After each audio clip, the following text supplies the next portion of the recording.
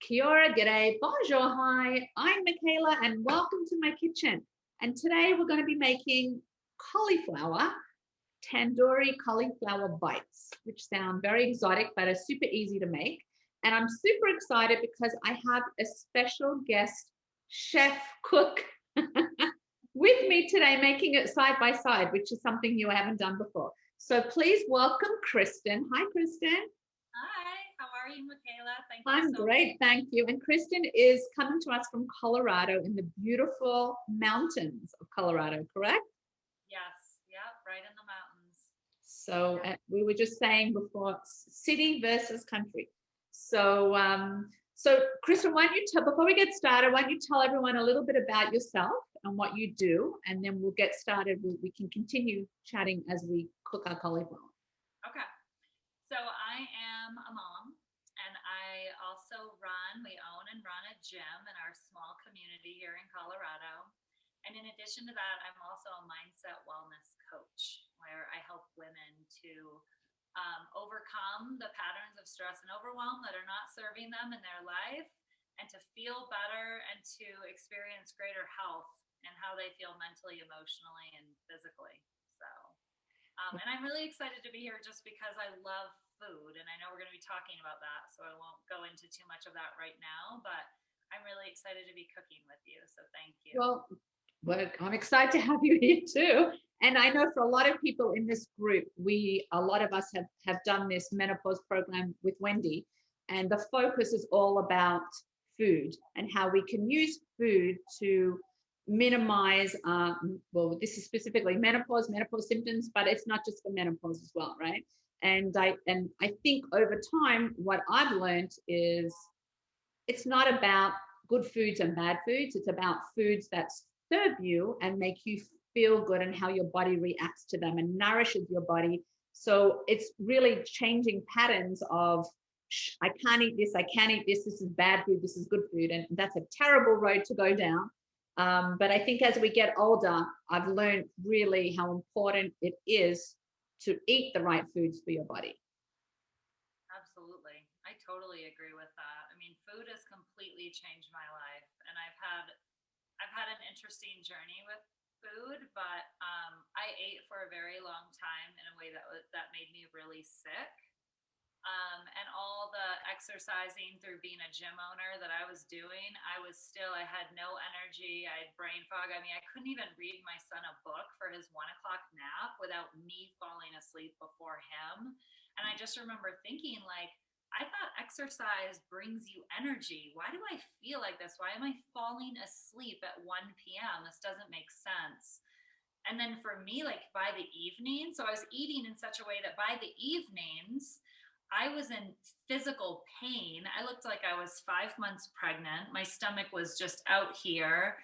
I mean, I didn't know what was going on with my body, but I knew it was something. And then, I haven't shared this a lot, but I had like a really scary experience where I thought I was in so much pain. I thought my stomach was going to explode, and I drove myself to the hospital. And I believe I had a stomach ulcer. That's how we treated it. And it went, like, the pain stopped. But I really had to change my relationship with food. I don't know if you want me to share that now, or we can do it later, but. You know what, as we're talking, because I think it's very important, because I think a lot of us have had the same problems. And I think what you went through and what a lot of women in menopause went through is the same, very similar. And we've been able to use food, as Wendy has explained, why what used to serve us doesn't serve us anymore. And the same with exercise. I used to exercise a lot, and I would be exhausted, dragging my body. It's only when I started changing what I was doing and eating, it all came together. So let's start with our cauliflower. Okay. So this is a really, really easy recipe. And what I do when I cook is, in order to eat well, it has to be quick. It has to be simple. Because if there's too many steps or too many ingredients, I know I won't do it. I know a lot of people won't do it. So we did a little pre-prepping work already. So it's cauliflower broken up into florets. That's all it is. And we're going to marinate this cauliflower. So the first thing we're going to add is the yogurt. So I'm using Greek no-fat yogurt, which is great because it's full of protein and calcium, which is what we need. So you're just going to add everything. You can go ahead and do it with me. So it's a cup of yogurt, Kristin, and we're going to add everything to this cauliflower, and then we're just going to mix it all together. So the yogurt first. We have some freshly minced garlic, which I love garlic. We have some extra virgin olive oil, or EVOO as I call it. Michaela, would you mind telling me the portion on the olive oil again? Pardon? The portion on the... It's 2 tablespoons of olive oil. 2 tablespoons? 2 tablespoons of olive oil. It's the juice of half a lemon.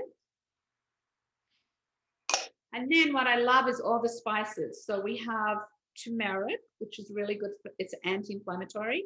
Paprika, cumin, and coriander. So with just a nice, and the colors are beautiful. So just going to mix it.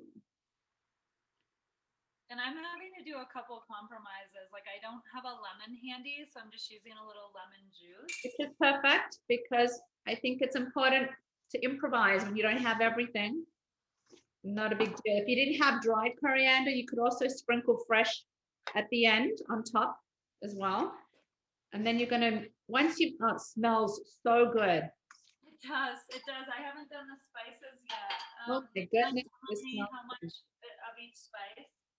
So it was 2 teaspoons of turmeric, 2 teaspoons of cumin. It was, let me check because I don't remember offhand because I did it already and I don't want to. No, I can pull it up. I can actually pull it up. It's no problem. Okay, I think it's 2 teaspoons of each. Smells amazing. I see 1 teaspoon of each on mine. Okay, perfect. And then what you want to do is you want to coat everything together because that's going to really give it flavor, and it marinates and sits.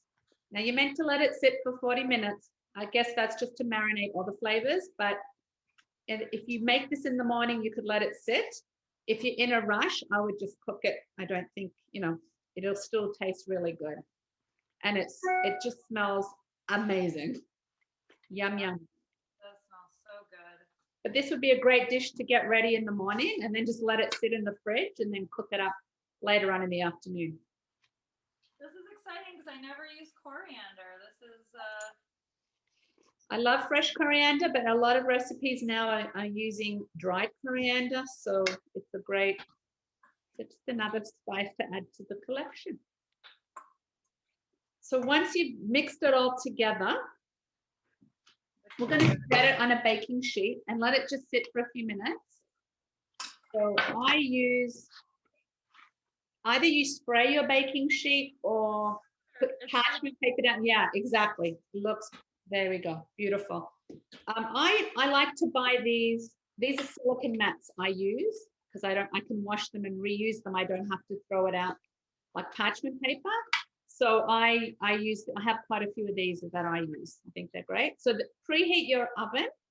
We're going to just have a quick chat while this is sitting, and then we're going to cook it up for a bit, and then we'll come back after and show you the end result. So Kristin, while it's sitting here, why don't you tell us just a little bit more about how you've changed with your food and how it's helped you? Well, looking back at now, I have such a different awareness for my relationship with food, but for years, what was going on for me is I was very consumed in stress and overwhelm, and the way that I would manage my emotions was through food. So I was using food as a way to just temporarily make myself feel better, while over the long term making myself sick, right? Because the foods we crave when we're stressed are not the foods that we actually want to be eating for our health. Typically, it's the carbs and sugar that we're interested in eating when we're stressed out. So after years of just like this way of eating, unknowingly, of course, it ultimately led to, the drive to the emergency room, which was really scary because I've had very little health concerns over the years, and I was a very active person. So for me, it took like really making a sound decision for myself that when I like walked up to the cabinet to look for something to eat, that I was going to be eating for energy. So it was just like literally like a switch in my brain. Like, I'm eating for energy now. I'm not eating for like emotional support and comfort.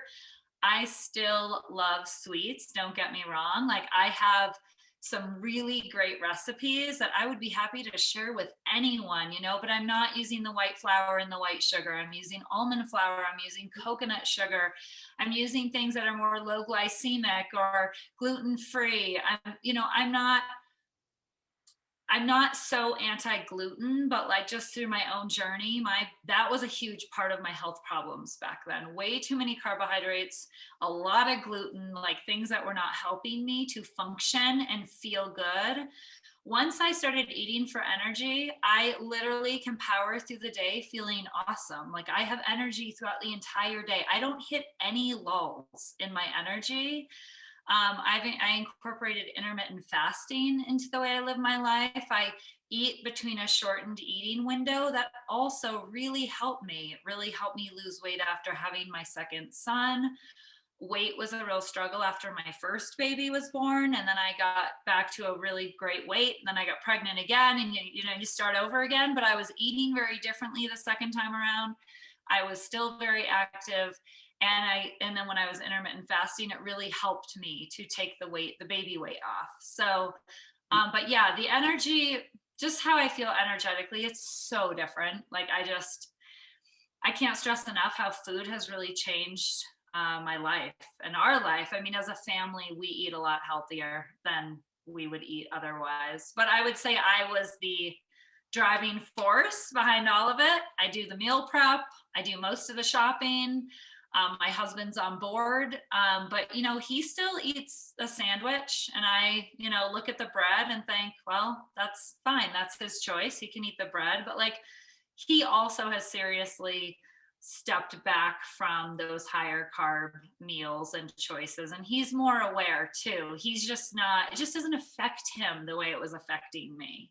I agree. And I think it's all about, like, we're taught 80-20, right? So, nothing should be off limits. It should be about, if you want that piece of cake, eat it, but you don't need it every single day, right? And it's just eating and choosing healthier alternatives. And that's what my whole Cruise Kitchen about, is healthier alternatives to eat your sweets, but don't eat the refined ones all the time. Try this instead.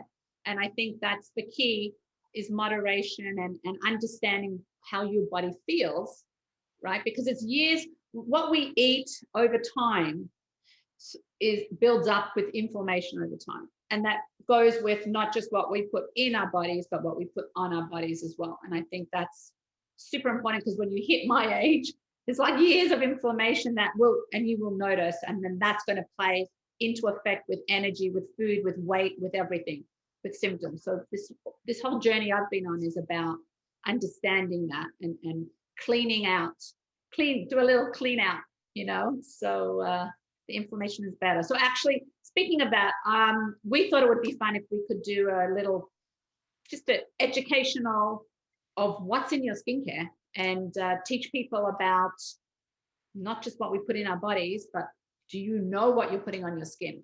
And so if anyone's interested in doing that, just shoot me a message, send me an email. I'd love to hear from you, because I think that's something super important as well.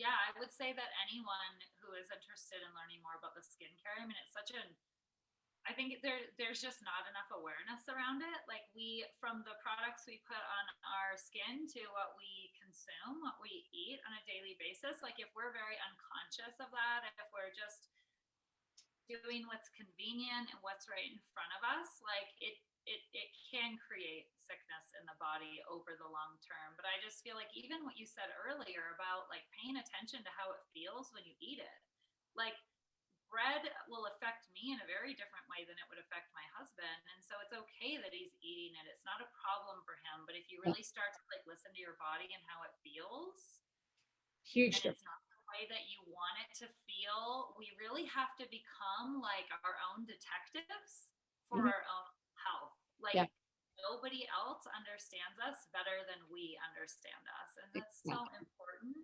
Totally Um, agree. I yeah. totally agree. Let's put the cauliflower in the oven. We're going to cook it, and then we're going to come back and show you what it looks like when it's done. So we'll see you soon. So we're back. I actually turn my oven up because I want them nice and crispy, and everyone's oven's different. Kristen put it on foil, and hers crisp up, got crispier, I think, before me. Let's see yours, Kristen. Yeah. Yeah, see, mine are a lot lighter, but I'm going to keep and put mine back. But they smell amazing and taste delicious. Did you try it? Oh, I tried it. They're good. I couldn't help myself. When they came out of the oven, I had to pop it in my mouth. It's like the perfect tenderness. I did mine for 25 minutes on 390.